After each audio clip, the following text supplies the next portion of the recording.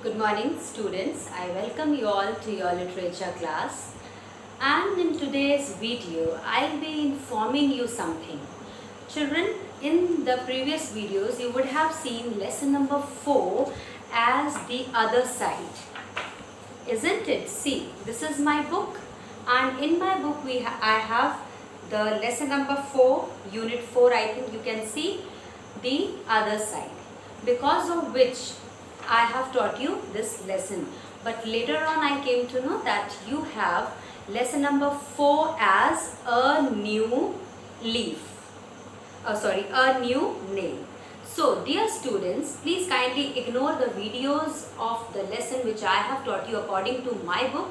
I want you all to follow the lesson which I am going to explain you now.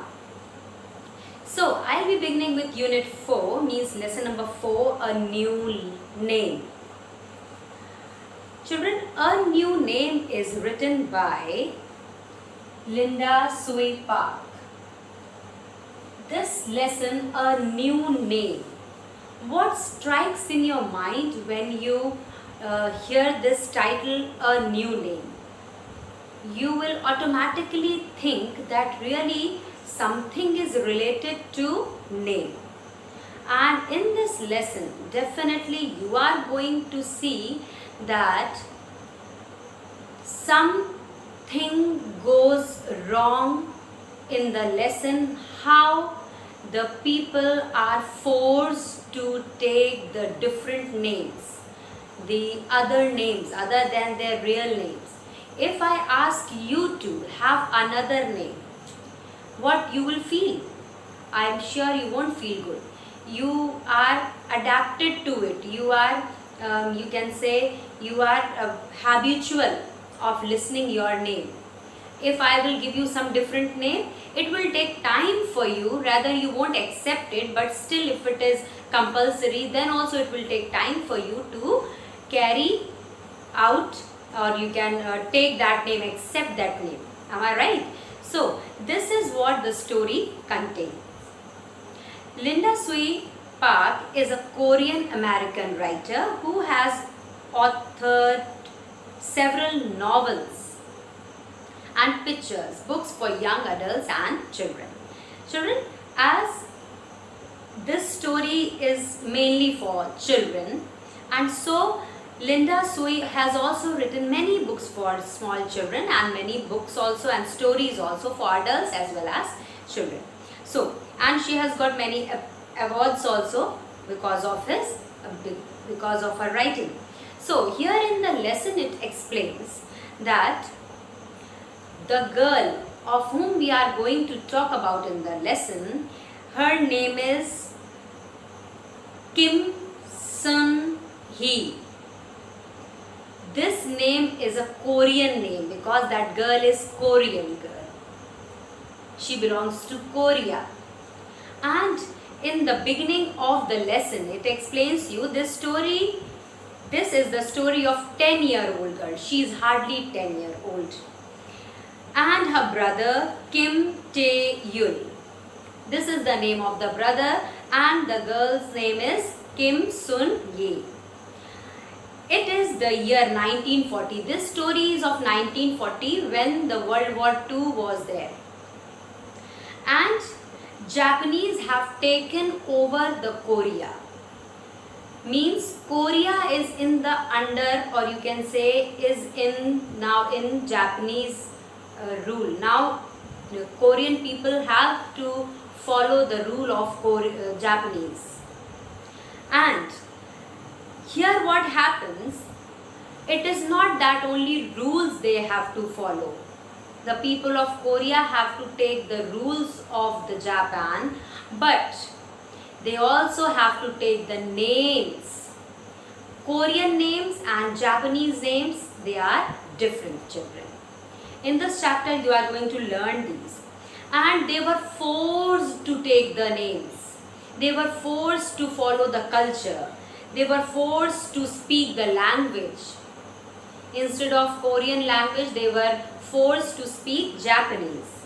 And many more things you will find that they were strictly they were following. They were forced to. So sometimes when we get some work to do, children, we feel happy. But when that thing is forced on us, I don't think anybody will feel happy, isn't it? But willingly we can do whatever we feel like doing, or much more work than when we are forced to do something, then we really don't like to do it. In the same manner, in the chapter you will see how Koreans were forced to follow all the rules, all the conditions, everything, and they had to leave all their culture. So let's begin the reading. When my turn came, I pointed to the letter K. Abuhi gave me a new name and I went around whispering over and over, Keoko, Keniyama, Keoko, Keoko. Now here it says, the girl whose name was Kim Sun-hee earlier, according to the Korea, her name was this. But when they were forced to change the name, this girl took or chose the letter K. And this letter K, you can say, father of this girl is so clever here, you will see, that he took the name in which the meaning is almost same, what her name was. So here it says that she was finding so difficult to memorize that name, to remember that name, that she keeps on whispering that. Whispering means with a low sound. When we speak with the low sound, that is called whispering. And she keeps on repeating the name over and over. Means every time she was repeating, whenever she is doing some work, or she's in the kitchen, she's in the drawing room, she is repeating that name again and again. Japanese family names are usually long, like Keniyama. Korean ones, like my name Kim, are short. She says the difference is Korean people have the short names, but Japanese names are generally big and long. Similarly, Korean first names are almost always 2-syllable, but Japanese first names can be long or short. Japanese names can be short or long, but Korean names are generally of 2 syllables. I liked. Now she is telling you about her father. In the Korean language, Abuhi is father, is indicating father. Korean word for father we say Abuhi. And she says, I liked how Abuhi had hidden a real last name in the new one he had chosen for us. And he had done the same for my first name as well. Girl's name often ended in ko, which means girl in Japanese. Now, she says, my father is very clever. Whatever name he has taken for me and my brother, he has tried his level best to maintain the same meaning of our names. And she says, in the Japanese, the word ko means girl. And in the names generally, you will find that ko word. Like, we have Keoko. In the end, we have Keoko. Ko means it is telling you that it is indicating a girl. But ko could also mean the sun rays. She says ko in Japanese means girl. But ko, the sense of the word ko, the meaning of the word ko is rays, sun rays. So, Keoko means rays of brightness. And this meaning, rays of brightness, was the meaning of her previous name, you can say. When her name was Kim Sun-hee, the sense of Kim Sun-hee is same, rays of brightness. And now whatever her name is, that ko means rays of brightness.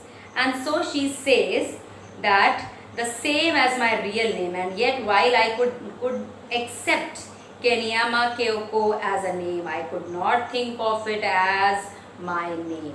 She says, although the meaning is same, the sense of the word is same, everything is same, it is according to my wish, I took the letter K, and with that I have my name. But still, it is very, very difficult to take the different name. And when you are 10 years old, means all these years you were called by some different name. Now here you will be called by a very different name. I'm reading paragraph 4. For the next few days there was terrible confusion at school. This problem is not only at home, when she was at home. Now when she goes to school, there also this terrible problem occurs. In the school, when you will interact with others, she was having Korean friends also in the class. And same like she was Korean and she had to change the name, same way their name also was changed. And she was finding it difficult to memorize her name only, but now in the class she has to remember the name of those four Korean friends also. So she says, we had to call our classmates only by their Japanese name. We cannot say that old name. We were strictly, you can say, we had to strictly follow all the rules. And this was one of the rules, that we have to only call them with their Japanese names. And suddenly the girl across a side from me was Mangumi, not Myungin. And the boy who sat behind me was Masado instead of Yongwon. Now she says that everybody whose name was different earlier, now they are different. Automatically everything changed. It is not that it took a year or 5-4 months to change, but automatic, within a day everything changed. And she says that a girl across the azile. Azile means, the meaning is given here. I think the meaning is not here. Okay, yes it is. A long narrow space between rows or seats in a room, an aeroplane or train. When you sit in the class, you all don't sit together. We teachers make rows so that we can move through those rows and see the students sitting at the back also. So those spaces between the benches, between the rows, they are known as azile. And here she says that it was really a confusing thing to remember. And she says our teacher, in the paragraph 5 she explains, our teacher tried to be patient with us. She was trying to be patient. In the early days she was patient. She was prompting us. Prompting means to giving some sort of hint or encouraging the children. That no beta, it is not your name. If suppose by mistake we call the students with their old name, then she used to prompt us, no beta, it is not your name. You have to use your Japanese name, like that. But as the days passed, she became little strict, but more sternly as the days passed. She became sternly, means very strict and serious towards this, because she knew if they will make a mistake of saying the Korean name, then what will happen? They'll be punished. In the 6th paragraph, I was good student. I had never once given the teacher cause to beat me. I was very careful to use everyone's Japanese name and to respond when anyone said Kyoko, even though it felt as if they were talking to someone else. But the next day my brain grew tired of being careful every single minute, and it happened. Now the girl says, I am a very good student of my class. Yes, she was a good student according to the lesson. And she says that I had never got beating. This is something, you can say, a very uncommon thing. Student of the class not getting the beating or scolding, this is really something uncommon. And here she says, yes, I have never got beating in my class, as I am a good student of the class. I was very careful. She said that in the early days, on the first day or in the beginning days, she was very careful about the names. She used to call the other children with the new names. She used to respond also very quickly when anybody calls her for some other work. And she says, but the next day, but soon she became tired. She says, my brain grew tired. brain grew tired means now she is thinking, oh my god, I have to be very alert every time that who is taking my name. Although this name she was finding it difficult to accept. And she says that in that particular moment, I made a mistake. She says, I chose the worst possible moment to make a mistake. Onishi San was in the room.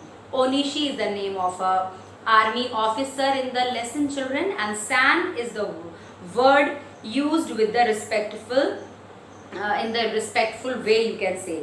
It is respectful way to address someone in Japanese. In Japanese language, when we add San with the word, with the name, it means we are giving respect to that person. Was in the room. And why this fellow was in the room, do you know?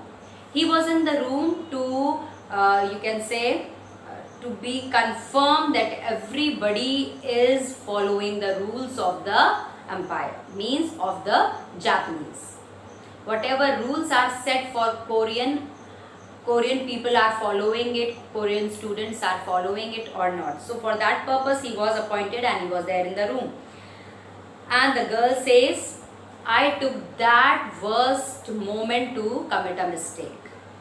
When that fellow was in the class, this girl by mistake, she spoke some wrong name, or you can say a name which was a Korean name of her friend. And it says, he came into our classroom several times a week, often in the middle of the lesson. We always stopped when we were doing and bowed to him. Then he would stand at the back of the room and observe us for a while.